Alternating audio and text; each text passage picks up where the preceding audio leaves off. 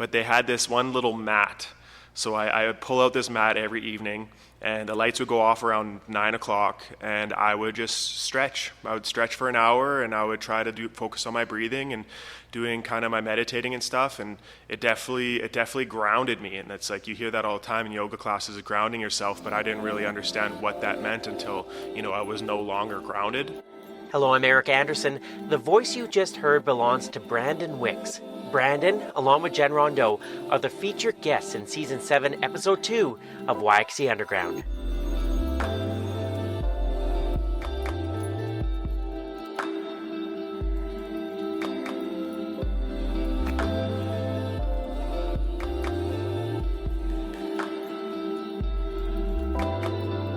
The ability to slow down, take a deep breath, and be present in the moment is something I think most of us take for granted.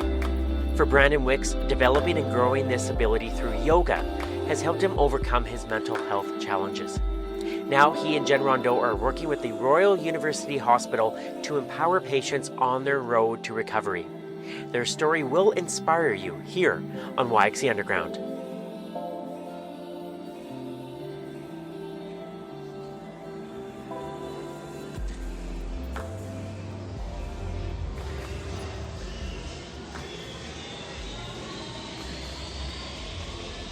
If you're looking for Brandon Wicks, there is a good chance he's here at Rise Strength Lab.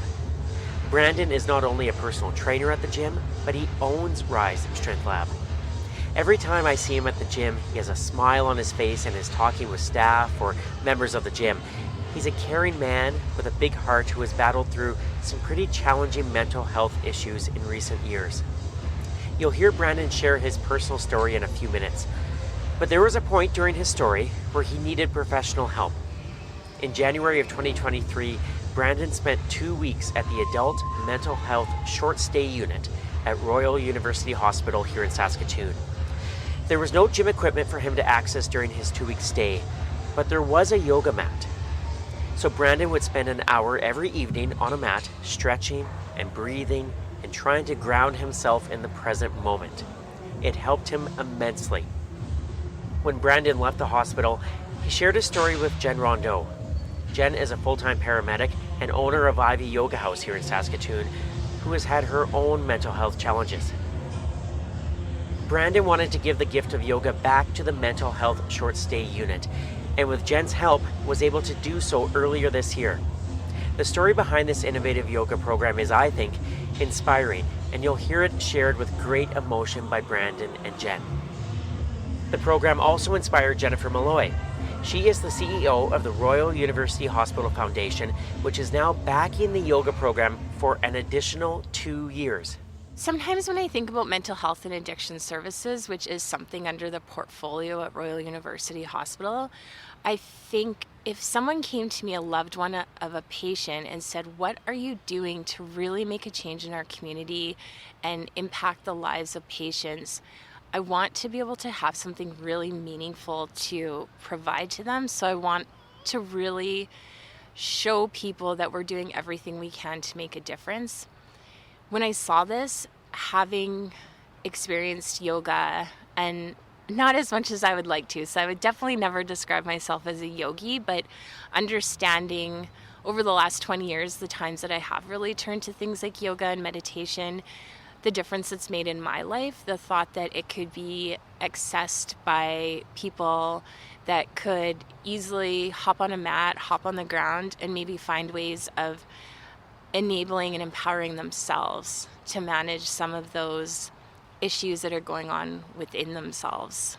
So far, the yoga program at the Mental Health Short Stay Unit has been running 1 class a week. But thanks to the RUH Foundation's support, there will be 2 classes a week starting in 2025. One of the class instructors is Jackie Lai. She teaches at Ivy Yoga House and has found guiding patients through yoga classes to be very rewarding. I asked Jackie if she could take us inside the space at the Mental Health Short Stay Unit and share how she begins each class. You are about to hear how Jackie gets patients in the right frame of mind before the movement begins. And then you'll hear my conversation with Brandon and Jen. Usually we start off with laying on our backs. So I get them to lay on your backs. If it feels good to close your eyes, you can close your eyes. But if it doesn't, that's okay. Just soft gaze somewhere around you. And then maybe it feels good to bring your hands onto your chest, onto your belly, and just start to feel your body and just notice how you're feeling in this moment. How does your breath feel in this moment? Does it seem shallow? Does it seem short? Are there any tension in your body? And if there are, that's okay.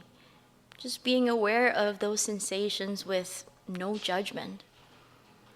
And reminding ourselves that we're in this safe space where there is no judgment, no expectations, so that you can really just be who you are. And then starting off with a deep breath in through your nose. And exhale, let it all go. And then whenever you're ready, slowly start to flutter your eyes open. Maybe bring some sensation back into your body by wiggling your fingers and your toes, rolling your head from side to side. And we're going to start the class. My name is Brandon Wicks, and I'm a trainer and owner of Rise Strength Lab. And I'm Jen Rondeau. I'm the owner of Ivy Yoga House and a full-time paramedic.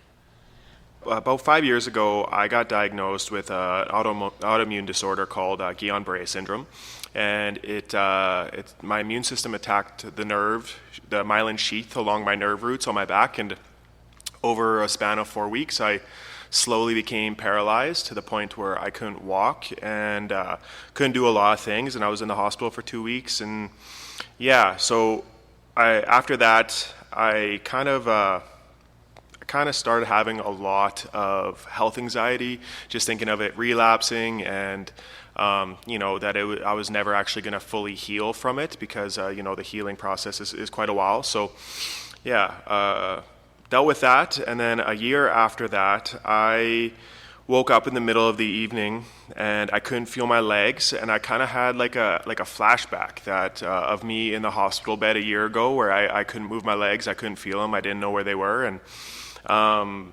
this fear came over me, like something that I've never felt before, and it was just like instantaneous. It started in my stomach and came right up into my head, and it felt like my head was rocked by 1,000 volts of electricity. Just rocked me, and then from there on out, my body, I started doing a lot of like weird things with my body. My arms would flail and shake, and I'd have like my face clamped shut and my muscles not working properly, and I didn't really know what happened to me, but I just lived with this like hypervigilance. I noticed like every sound, everything that I saw, and it just definitely sparked my nervous system into hyperdrive, and I dealt with that for a while. So I dealt with that for about 2 years, and I would go to the doctors nonstop, back and forth, and they just kept sending me home, telling me that I was dealing with anxiety, and they'd give me the medication, and nothing really seemed to work. I definitely tried, the meds. I tried all of the, physical activity, everything that you're supposed to do when you're dealing with something like that. But it got so bad that I lost my ability to talk. I lost my ability to like move my head, turn it side to side. I was just overthinking everything so much, and just in a constant state of fear and anxiety, and got to the point where my body just was just shut down and didn't want to do anything, and that led me to getting admitted to the mental health short stay unit at the Royal University Hospital. So I got admitted there, and I stayed for 2 weeks. That was January of 2023, so just over a year and a half ago. And so I stayed there, and during my time there, the nurses and stuff were amazing. Everybody was great. The doctors were good, but I noticed that there was a lack of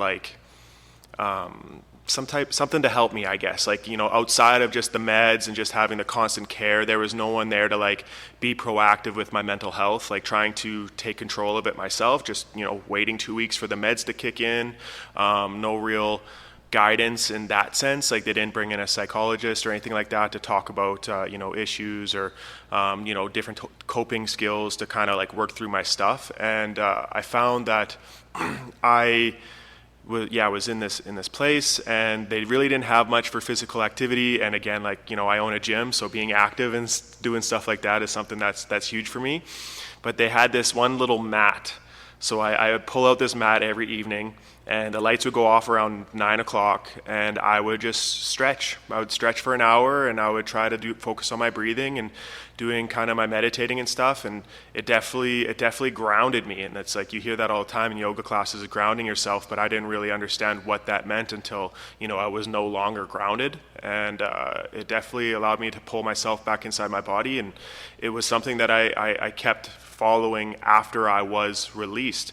The first week that I actually left the hospital, I came here to Ivy Yoga House with Jen, and I opened up to her a little bit about my experience. And she had her things that she dealt with too, and she was it was amazing to being able to open up to somebody. And went into that class not feeling like I was alone, that people kind of understood what I was going through. And the class was amazing, and that was like the moment right there that I was like, this is something that I feel like this short stay unit needs. They need something a little bit more than just the meds, something that they can like be in control of and guide their own future. And that's when the idea came to me, and I reached out to Jen, and yeah. Jen, I do want to ask you about that first time when Brandon opened up. But Brandon, when you were in the short stay unit, you've got that hour on the mat. Just how important was that hour for you? Because like you said, there's so much going on, and yet, like you said, you own a gym. You're a very fit person. You can't do those things, but yet you've got that hour on the mat. Like, what did that mean to you? Yeah, I felt like we were all just waiting.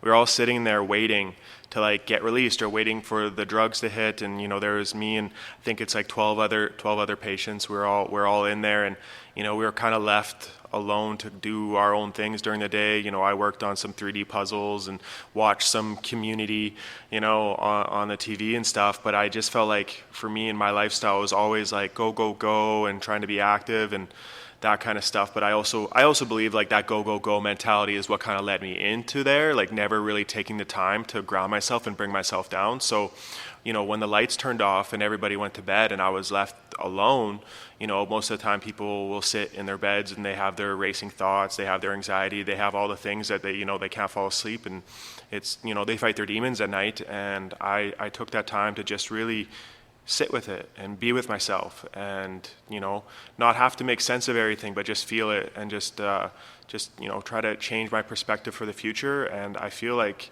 the yoga that I've experienced here with Jen is exactly that. And I feel like that is a huge reason why I've made so much progress in the last year and a half. I apologize if this is like too personal a question, but I'm wondering, when the first couple times you did that, and when you sat on your mat and you're in your thoughts, like was that scary for you, or what was that like? Yeah, my head was the scariest place. I filled my day with everything but dealing with my stuff. I would I'd show up at work and I would just work nonstop, and I would be upset with people around me because they couldn't keep the tempo and the pace that I was doing, right? Because that was me. I never wanted to do anything else because it meant that I had to deal with my stuff. So working out, just doing anything to not deal with my stuff was really tough. So sitting down and slowing down and being in my head was, it still actually brings me a lot of like uncomfortable feelings, because I know that it just brings up a lot of, I don't know what it is that's going on. It just feels like I'm getting forced out of my body just from fear or anxiety. But sitting with it, you're faced to deal with it and just slowly, calm it down and find peace. Thank you for explaining that to me and for sharing your story too. And I think it takes guts, like a lot of courage to sit with what's going on. And so thank you for sharing that. So Jen, when Brandon comes to you then and tells you what he's been through in the last little while, what was going through your mind in that conversation? It was all very relatable. In my 20s, I went through a major depression and ended up in what was then the Hantelman building, which is the new Dubé now, before Dubé was built. And it was a matter of, the things he was explaining about his racing thoughts, and that he needed that extra help, and he had been admitted. It all brought back all those thoughts of when I was admitted myself. And, where exactly like you said, Brandon, you sit with so much time just waiting for the meds to kick in, waiting for, figuring out what's going to be the plan when you leave, but you're not sure when you're leaving.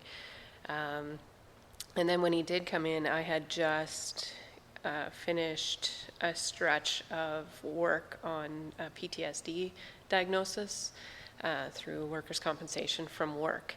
So those are two very different situations, and I think people who think that I'm a paramedic, so it's very common that we will see things that'll bother us, and that did happen, but it also happened 15 years earlier before I was even a paramedic, and it was just life. I was so depressed and I was so overwhelmed, and I couldn't manage on my own anymore, and I was quite suicidal at the time. So I really related to what he was saying, and it was like I wanted to show him that I supported him and tell him that I do understand, but also not take away from what he was saying. He was, like you said, it was very fresh, very new, just coming out of mental health short stay, and I wanted to make sure he had the space to tell me what he was going through. And then it was so interesting because he ended up being the only one signed up in that class that night. And I think that was meant to be. So I did like a bit different restorative. I added more breath work, more meditation, and restorative poses. And so it's always my own meditation as well, but I think that was meant to be, that he was the only one here. You were the only one in the class. Yeah. Wow. As someone who has been to your classes, Jen, lots, you are an amazing instructor. But is it different when there's just the one person, and the fact that it was someone and someone who just, shared a lot with you? Like, do you remember, did that class feel different at all? Yeah, for sure. And I was so grateful that he was the only one that signed up after he told me what he had been going through. Yeah, because it was so relatable for me, and it was just a way that I could kind of target the class to him and not worry about anything else, and work on my own stuff at the time, and be very present and be very aware of what he was going through, and be very grateful that he shared all that, and then provide him with breath work and meditation. I know how hard those things are, especially at that time when you're when you're in that healing process. I know that sitting in stillness and quiet is not always easy. So I wanted to make sure that I could find ways to add in breath work and meditation and a body scan to make those 20-minute poses in a restorative class manageable. So yeah, it was really important that he was the only one. Yeah. So you both go through this shared yoga class together, and then at one point then did you realize, like, okay, I want to, the benefits of yoga, I want to share that, and I want to give that to the people that are struggling at RUH. How did that ball get rolling? Yeah, so prior to my stay in the hospital, I never did yoga very often. I did it here and there, and I think it's just my lifestyle was like I said, go, and I needed a change of pace, because that's kind of what put me there. And the slowing down in the hospital and trying to be comfortable, I realized I can't sit still. I can't sit with my thoughts. I just get so much anxiety and stress, and it's just I just want to avoid it and leave it. And so I worked on it through those 2 weeks, and I was I really need this.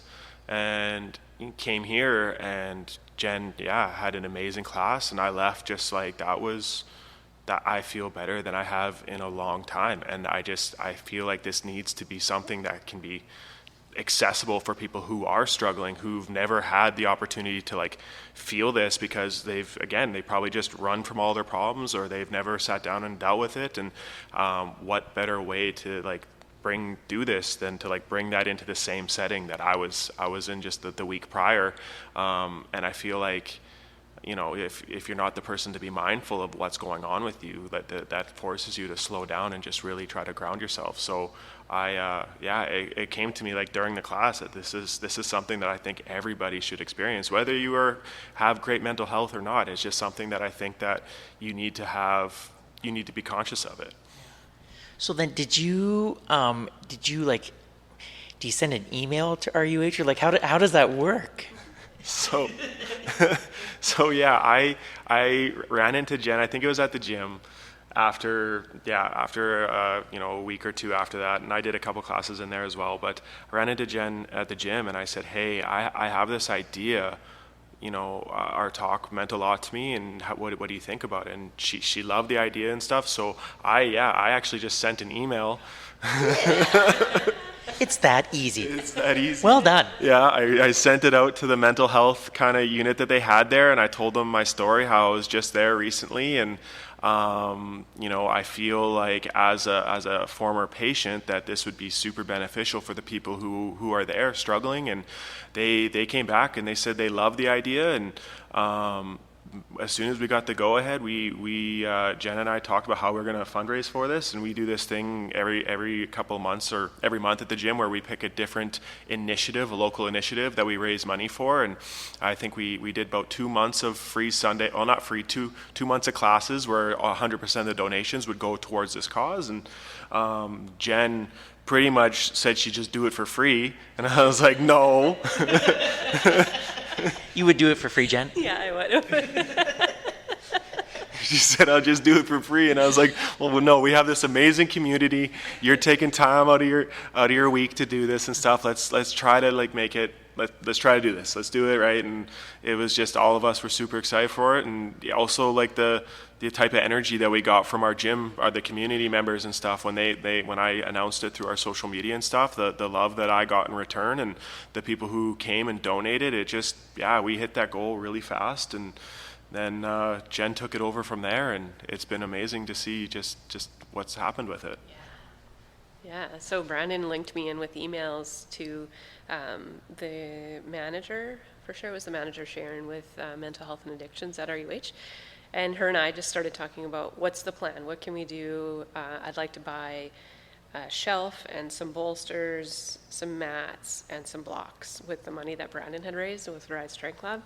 So she said, yeah, go ahead. I bought all that. We picked a day, I think it was in April, that we would come there and set up. And Jackie and Lindsay, two of the instructors from IV here, came with me, and we all went in there, set up. Everyone, Sharon, the manager, was just phenomenal. She met us there, introduced us to the nurses. We found our space. She asked us if we needed anything for that space, set up the shelves, the props, and then May 9th, we started the first class. We decided on Thursdays at 2 p.m. Initially, we were going to do a 1-hour class, but it's just too long, I think, for just the area, and it's often a first time for a lot of people. So we're doing 45 minutes. And so since May 9th, every Thursday at 2 p.m. we're there.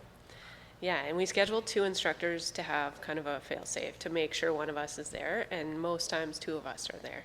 Because it is a group, we've had up to 10 people, and again, no one really has experience, so it's nice to have another instructor, one leading and one being able to help people. So, yeah.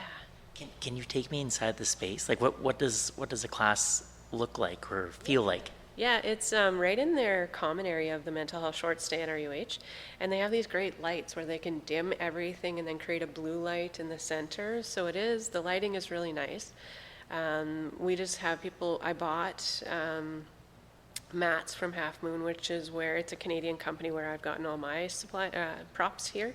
And so we have some really nice mats. So they are on the hospital floor, which is hard, but at least they've got these nice mats. And they've got the big bolsters that we have here at Ivy. I bought, I think we have 15 of them there.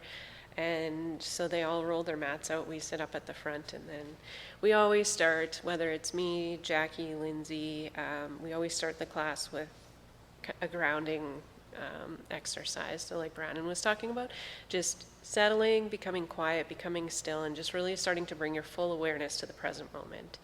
there's so much going on for all of us, whether you're a patient at Mental Health Short Stay or a yoga instructor or a gym owner. There's so much going on, and if we can take those few moments to just pause and bring our full awareness to what is happening here and now, and so that's really important for us to do when we get in there at the start of the class.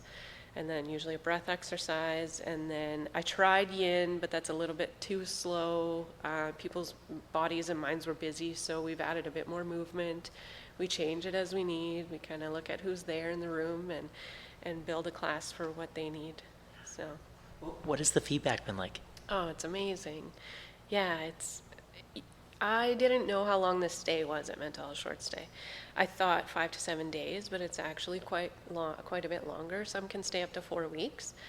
So I think one of the things, it's, you hate to see someone have to spend 2 to 4 weeks at Mental Health Short Stay, but you know that they're there for a reason and to get help. So that means we see people repeatedly, which is, I think, one of the greatest things.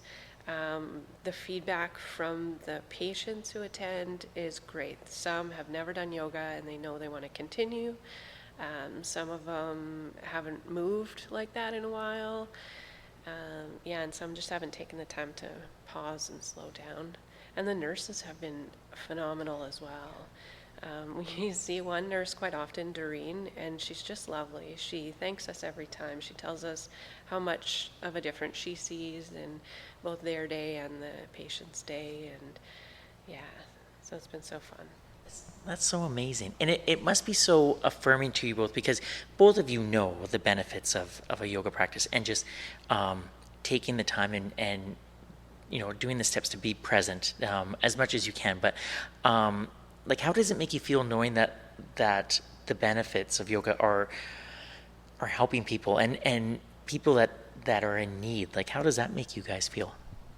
Yeah, like I don't, when I was in there, I knew I was really bad, and it was just, I've always been a builder. I've always been somebody that's given back to the community and stuff. And the whole time I was like, I want to do something that's going to like help people. I want to figure out how I'm going to get better and then share it with everybody. And at the time I didn't know what it was going to take to get me feeling better. And, through my process, I've done all different types of therapies and different types of meds and all that kind of stuff. But it's like one thing that I feel has definitely provided the most benefit for me is grounding myself with meditation, and then is moving my body in like a gentle, loving way, right? Just rather than having to always just like go, and slowing down and bringing myself inwards. But yeah, finding out kind of what's helped me, and then being able to share that with other people it's amazing. Yeah, I would agree with everything Brandon says. It's about finding what works for you and then realizing you can share that. Jackie and I had a really good conversation on our way back after last week's class at RUH, just about the fact that we didn't want to bring light to this to bring attention to ourselves, and I guarantee Brandon feels the same way. We felt, just being through our own struggles, that what we're doing is very rewarding to us, and we'll cherish that. And we see a difference that we're making. But at the end of the day, if we can help one person, if someone relates to me or Jackie or Lindsay or Brandon and decides that they're going to, even go into Mental Health Short Stay, go into emergency, seek help, start a yoga practice, start meditating, download an app and do breath work, then that's the goal. The goal isn't to bring any attention to us or to say we're doing something so grand. So yeah, the overwhelming feeling is this is so rewarding, and I'm so glad this happened. But then at the end of the day, it's all about if we could help one person. Yeah. And I understand you get to continue to help more people. Like, it's not just ending soon. Like, it's going to go on for a while. Who wants to tell me that positive news? Brandon's pointing at Jay. So the CEO of the RUH Foundation found out about the Rise Strength Lab raising money and Ivy Yoga House providing classes, and then reached out to us and said, hey, let's talk. When do you have funding until, and what's your plan when that ends? So I chatted with her. She's a member here at the studio, and I was able to chat with Jennifer and say the funding will end in December. From what we've put in and what Brandon and Rise Strength Lab put in, that will be done December. So I would like to create a proposal to send you. We've kept stats of numbers and reviews and information that I can put in a proposal and give you a price to maybe find a donor for we're moving forward. So I sat down and met with 2 people from the RUH Foundation, and the decision is to move forward with a proposal for 2 classes a week. And we pretty easily figured out that we want to do an evening restorative yoga nidra type class. I've got 2 more instructors very interested in that. Besides Jackie and Lindsay, Amber and Mallory are willing to help out. And so we'll pick a night for an evening for that. And then starting in January, the RUH Foundation will find a donor who would be interested in providing the funds for us to do that for 2 years. Yeah, it's so exciting. And I can't wait to bring an evening kind of meditation type class in there. I think people will notice improvement in their sleep and just their mental health in the evening and winding down from a day. And I feel like that's another place that people will take something home from that. Yeah. 2 more years. It's amazing. Like I just knew that it was needed, and I just came up with the idea, but Jen's been putting in all the work, her and her team. It's just amazing. When she brought me that news, I definitely got emotional about it, because it's really cool to see, and the hard work and stuff that she's done, her team has done, has just been awesome. You 2 make a pretty good team, I would say. I thank you both for your time. I know it can't be easy to talk about some of these things, and yet you did, and I think it listeners are really going to understand why this means so much to you, the work that you're doing, and then the fact that it's having such a positive impact in our community, in a field in our community that needs a lot of help, that needs some TLC, and you guys are doing that. So thank you both so much for taking the time out and sitting on bolsters and being grounded in the studio. This is really lovely. So Brandon, thank you. Hey, thank you for having me. Jen, thank you. Thank you so much, Eric. My thanks to Brandon Wicks and Jen Rondeau for sharing so much in this episode. And I also want to thank Jennifer Malloy and Jackie Lai for being a part of the episode as well.